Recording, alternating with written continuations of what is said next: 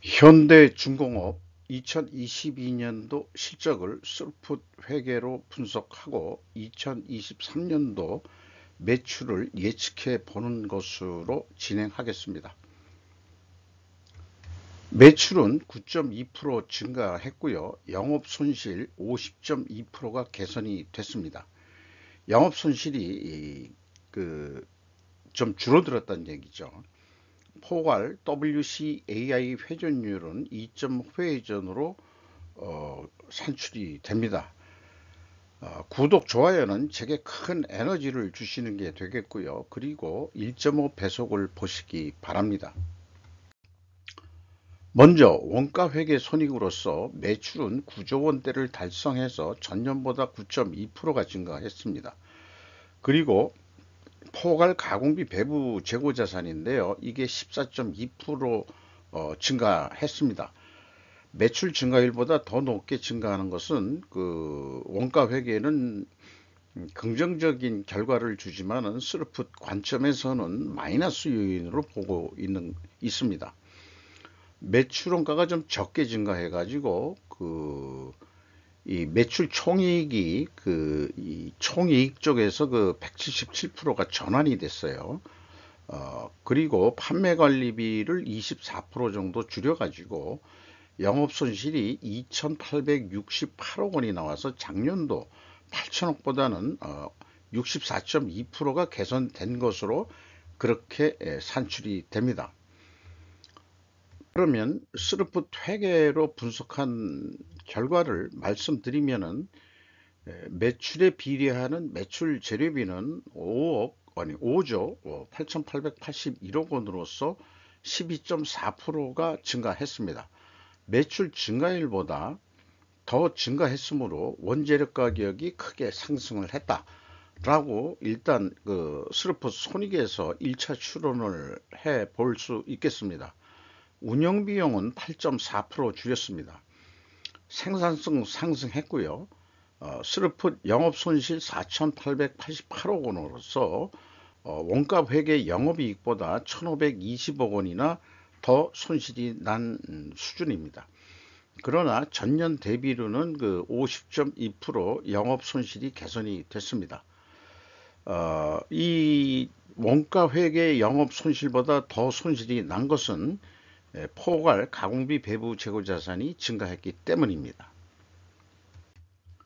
재고자산 내역을 보면은 WCAI가 1,052억 원이 증가를 했고요.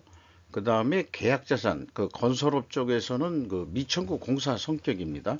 이것이 3,437억 원 해서 토탈 한 4,300억 원이 증가한 것이 원가회계 영업 손실보다 더 손실이 난 원인이 되겠습니다. 수주산업은 수주 잔고가 이 다음 해 매출에 어느 정도 이룰 수 있겠냐 하면은 지금 한 9조 원 했는데 33조 원 수주 잔액이 남아 있으면은 94, 36, 한 3년 반 매출 정도 수주 잔액을 가지고 있다. 근데 이 수주 잔액을 빨리 밀어내야 이 매출이 더 향상될 것이라고 생각합니다. 그런데 이 현대중공업이 수주산업업체로서는 가장 모범적으로 수주 사항을 관리하고 있습니다. 회계 기간이 들어간 건데요. 기초 수주 잔액이 21조 8천억 있었는데 2022년도에 신규 계약한 것만 20조, 그러니까 한 42조 정도 됩니다. 여기에서 9조 정도만 매출을 일으켰으니까 33조가 남는 거죠. 그리고 또한 기 납품액이란 것은 연결 매출액으로 확인을 하게 되는데 연결 조정액이 좀 있습니다. 개별 쪽에서는 개별로 분석을 하는데 요거 맞추는 것은 연결로 확인을 했습니다. 딱 일치합니다. 이렇게 수주 관리 사항은 기 납품액이라는 것이 이렇게 연간 매출하고 일치하는 면을 보여줘야 된다고 생각합니다. 이런 기업이 국내 수주산업에서는 현대중공업이 유일하게 모범을 보이고 있습니다. 다른 그 수주산업 업체들 또한 건설 업체들도 이런 거를 좀 배워야 되지 않을까, 저는 그렇게 생각을 하고 있어요. 비용의 성격적 분류 내용에서 B가 그 재고자산의 매입액이라고 표현되어 있으면은 이 재고자산의 변동액 범위가 전체 재고자산이라는 것입니다. 그래서 매출원가 재료비는 11.2%가 그 증가했는데요. 이 매입액으로 하면은 왜 바람직하지가 않느냐 하면은 이 매입액에서 가공비를 더하는 게 총 제조비용이 되는데, 원래 그 총 제조비용이라는 거는 생산량 기준이거든요. 근데 이게 매입액으로 돼 있으면은 그 총 제조비용에 어느 정도 그 왜곡 현상이 일어나기 때문에 그렇습니다. 어쨌든 이 가공 비율이 34%로 그 4.6%가 떨어졌는데요. 상대적으로 재료 비율이 그 4.6% 상승했으니까 여기에서도 2차적으로 원재료 가격이 상승했겠구나, 이렇게 추론할 수 있겠습니다. 재고자산 매출원가 회계 투명성 검증 3단계로서 그 PQ 총제조 비용의 차이가 있습니다. 이것은 그 계약 자산이 포함되어 있는 건데요. 그 차이액은 크진 않습니다. 그래서 2단계로서 그 비교를 해 보면은 그 총 제조 비용의 차이가 이거하고 틀린 거는 그 계약 자산을 여기에서 뺐기 때문에 그렇습니다. 그래서 그 BWCI의 이 재고의 증감액을 가감해 주면은 일치를 합니다. 그리고 2020년도에는 그 169억 원의 갭이 있는데 이게 현대글로벌 서비스의 양도한 재고 자산이다 해서 일치를 합니다. 따라서 2단계까지도 클리어합니다. 3단계 현금 흐름표 기준으로 보더라도 일치를 합니다.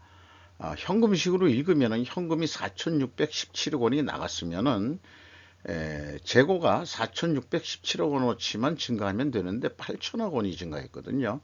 그래서 3,437억 원이 어디에서 굴러 떨어진 거냐? 그렇게 되면은 이게 바로 계약자산의 증감액이다, 이렇게 되겠습니다. 그래서 여기 일치하고요.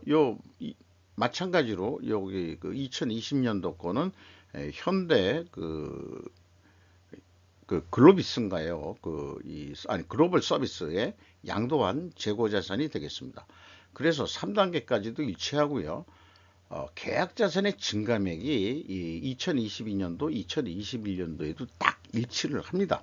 다만 2020년도에 1588억 원이 차이가 나는데 이것은 추적을 하지 못했습니다. 그렇다 하더라도 제가 분석한 이후로 현대중공업이 그 회계 투명성이 확보됐다는 것만 하더라도 그 대단한 성과를 이루었다, 저는 그렇게 생각합니다.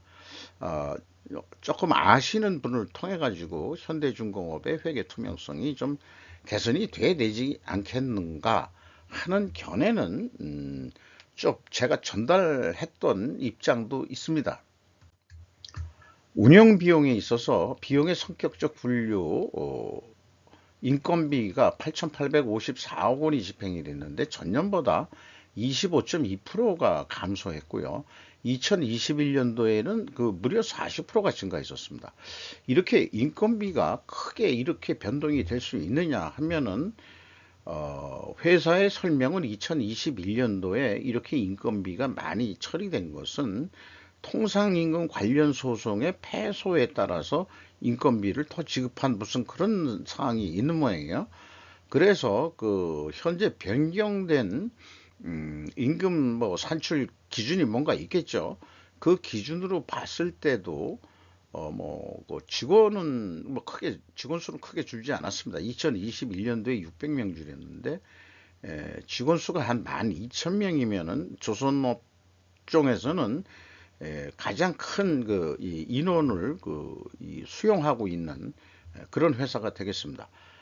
1인당 평균 임금액이 한 7천만 원 선 됩니다. 그러니까 작년에 9천만 원 선은 요거는 좀 특별 원인 변동이라고 봐야 되겠죠. 그래서 2020년도보다는 그래도 크게 상승을 했습니다.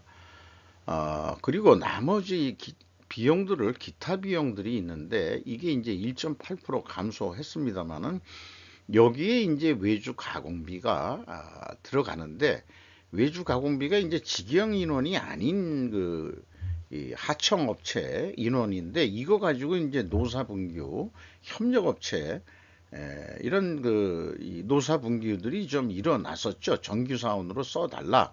뭐 이런 얘기들이 있는데 이 정규와 비정규의 그런 내용까지는 파악을 하지 않았습니다. 평균 임금은 조선업에서 매우 낮게 나옵니다.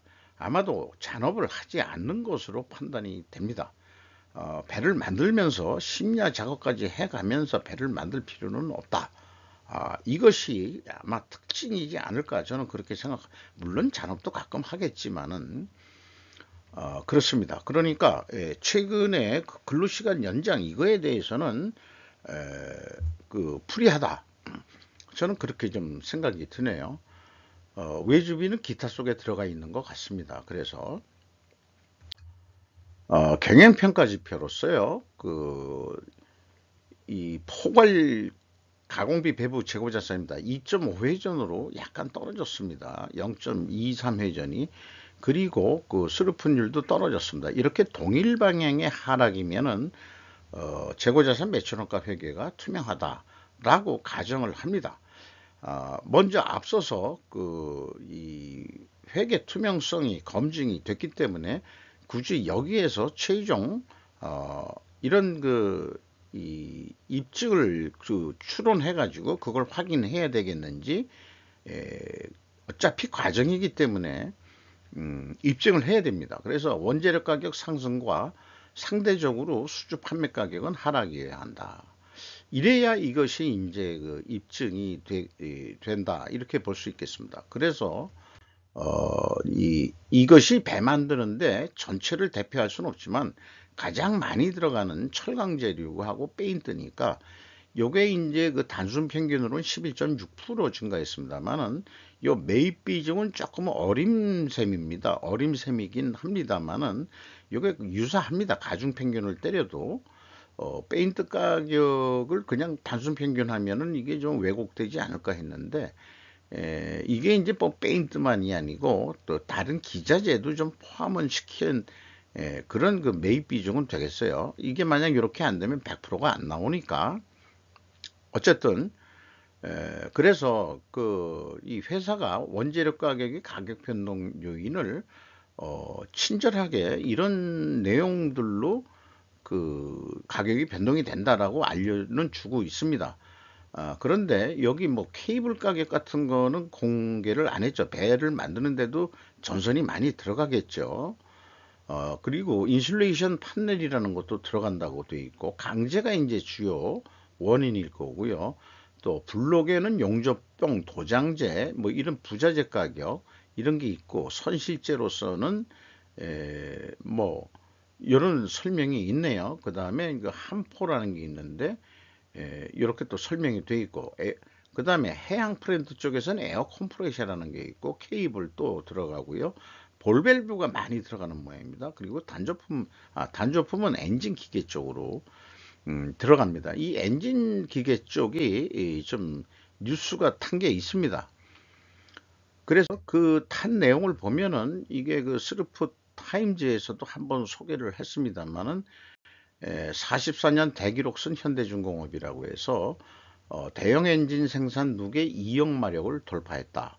그래서 이 1976년부터 쭉 주요 엔진 생산에 대해서 얘기했는데 이번에 2억 마력 돌파한 것은 해운사 세계 1위 해운사 머스크의 16,000도 TUE급 컨테이너선에 탑재될 예정이라고 소개를 하고 있습니다.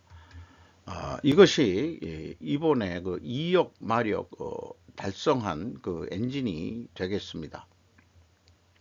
세계 1위를 고수하고 있다. 이런 것만 하더라도 좀 다행이라고 생각하네요. 그리고 제품 가격은 단순 평균을 해봤는데 이것은 뭐 국제 그 어떤 그 선박협회를 통해서 공시되는 내용이기 때문에 실제 수주 가격은 아닐 겁니다. 여기에는 또 선박 해양 프렌트 이런 건 또 안 들어가고 그 다음에 이제 그 또 우리나라 그 방위 산업에서 그 이 군함이라든지 또 잠수함이라든지 이런 등등은 아마 포함이 안 되겠죠. 그럼에도 불구하고 한 7.4%. 그러니까 여기에서 보면은 그 이 원재료 가격은 가격 상승 압력률이 7.7%인데 그거보다는 적게 올라갔다 하면은 이제까지 얘기한 추론이 맞는다 해서 최종 회계 투명성은 그 입증이 된다 이렇게 말씀드릴 수 있겠습니다. 그래서 이거를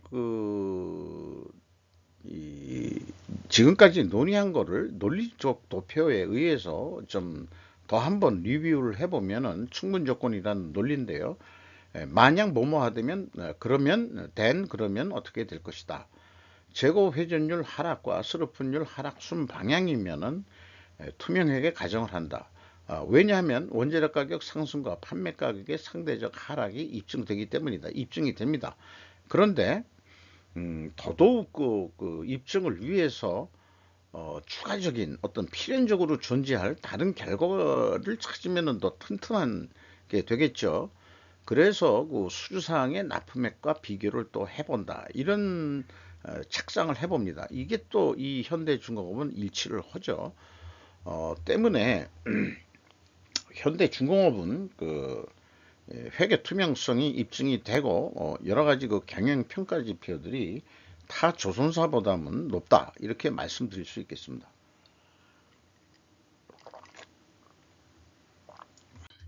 현금 재무지표로 와서요. 이 현금 재무지표는 연간 할 때만 좀 산출을 합니다. 스루프 분석하고 재무 그 현금 지표하고는 조금 관련이 없긴 합니다만은 그래도 우리가 전체적으로 현금이 어떻게 됐느냐 이런 거를 또 우리도 한번 해야 되고요. 아트만 알고리즘이라는 것을 통해서 뽑는 건데요. 캐펙스 자본적 지출 투자는 1조 1천억이나 이것저것 많이 투자가 됐습니다. 비유동 자산에. 그리고 EAT 사이후 현금 순이익은 순손실로 3천억 정도 순손실이 났습니다. 전년보다 많이 개선이 됐죠. 이게 스르풋 회계가 조금 유사하게 나옵니다. 스르풋은 가급적이면 현금 수익에 가깝게끔 산출이 되는 건데요. 다만 현금이 안 들어가는 게 있다 그러면은 대표적으로 그 감가상각비 그 감가상각비는 그 스르풋 회계도 인정을 합니다. 왜냐하면은 그 아무래도 그 유수명이 있는 유형 자산들이다 보니까 감가상각은 인정을 합니다. 스르풋 회계에서도. 채권자한테 8,711억 원을 원리금 포함 이자까지 해서 갚았는데요. 이자 부채 레버리지율이 33%로 줄었습니다. 5.3% 감소했습니다. 그리고 뭐 제가 지급이자율은 제가 좀 빼먹었네요. 그리고 그 주주잉여 현금은 이익 배당은 없고 2021년도에 1조 정도의 그 유상 증자가 있었습니다. 최종 FEM 최종 5,426억 원의 현금을 그 유출이 됐다. 이렇게 말씀드릴 수 있겠습니다. 왜 그러냐 그러면 이제 자본적 지출이 있기 때문에 이게 영업을 통해 가지고 현금을 잃은 게 아니고 뭔가 비유동 자산에 이것저것 투자된 것들이 많다. 이렇게 이제 보시면 될 것 같아요. 그 다음에 뭐 현금 버퍼율 좀 많이 내려갔고요. 이 잉여금률은 아주 그 미진한 상태죠. 23.8%. 이렇게 현금 지표가 나오게 되겠습니다. 그렇게 해서 2022년도 실적을 가지고 2023년도 매출 예측은 손익분기점이 얼마 정도면 되겠느냐 그러면은 이렇게 제안을 하면은 10조 6천억 원대를 하면은 손익분기점이 딱 수지가 맞는다. 이렇게 되는데 아무래도 깎임을 당한다면은 1324억 원의 영업손실이 나는데 그러면은 계획 이익을 내기 위해서는 조금 더 그 매출을 그 5% 정도 더 증가시켜 보자. 그게 더 판다는 게 아니고 기존에 그 수주된 계약들이 있으니까 지금 공정 중인 게 많을 거 아니에요. 그 공정 중인 걸 빨리 끝낸다는 의미입니다. 그리고 또 이 경우는 그 재고가 14% 증가한다고 봤는데 그 경우에 이제 그 688억 원 흑자가 되는 건데 재고가 그 이 증가하는 게 없다. 거꾸로 그러니까 14%가 이 줄어든 거나 마찬가지죠. 그러니까 재고의 변동은 없다고 했을 경우에는 영업손실 6,451억 원이 나오는 거로 그렇게 산출이 됩니다. 이것이 이제 원가 회계의 고질적인 문제라는 것은 누누이 말씀을 드리는 거고요. 그래서 이것은 생략을 하고 스루풋 패러다임으로 예측을 해 본다면은 일단 어느 정도 매출을 일으켜야 되겠느냐 하면은 프로핏을 제로로 했을 때 운영 비용은 10%더 줄인다고 봤어요. 그 경우에 9조 2천억 원은 최하해야 된다. 이렇게 되는데 제한은 한 10조 4천억 원대로 한다. 이 그 재료비가 더 들어가게 될 것 같다. 이런 그 가정 하에서 볼 땐 그렇습니다. 그래서 그 원가 회계처럼 10조 원의 계약이 된다면은 스루프 쪽에서는 당연히 원가 회계는 그 이 손익분기점에서 약간 뭐 좀 떨어지는 영업 손실이지만은 1391억 원 영업 손실이 납니다. 이것을 극복하기 위한 방법은 포괄 가공비 배부 재고자산 회전율을 9.5회전 정도 증분시켜서 달성시키는 것. 이것은 무슨 얘기냐 그러면 기존에 공정 중인 그 선박 건조 여러 개가 돌아갈 테니까 그걸 어떻게 해서든지 빨리 끝내 가지고 9.5%만 증분을 시켜보자. 그렇게 된다면은 매출은 그 10조 한 9,500억 원, 10조 9,500억 원대로서 1,687억 원의 이익이 날 수 있다. 이렇게 예상을 해 보게 되겠습니다. 주가를 보면은 98,400원으로서 좀 상승을 했습니다. 장부 가격 대비 165%로 올라갔고요. 뭐 실적이 개선된 거로 봐서는 올라도 무관하지 않겠나 이렇게 생각이 듭니다. 그리고 그 주주를 보면 한국조선해양이 78%로 그 매우 높게 가지고 있고 국민연금 들어와 있습니다만은 이 개별 그 회사에는 그 외국인이 메릴린치, 모건 등이 눈에 띄는데 5.94% 이렇게 많이 안 가지고 있을 리가 없는데 그거 보면 한국조선해양 동글뱅이를 빼먹었네요. 이응을 한국조선해양의 외국인 지분율은 20.39%고 또 한국조선해양을 소유하고 있는 HD 현대 이 회사에서는 외국인이 18.46%를 또 투자하고 있다. 이렇게 이제 확인이 됩니다. 자, 이렇게까지 해서 쭉 현대중공업의 2022년도 그 실적을 얘기했는데요.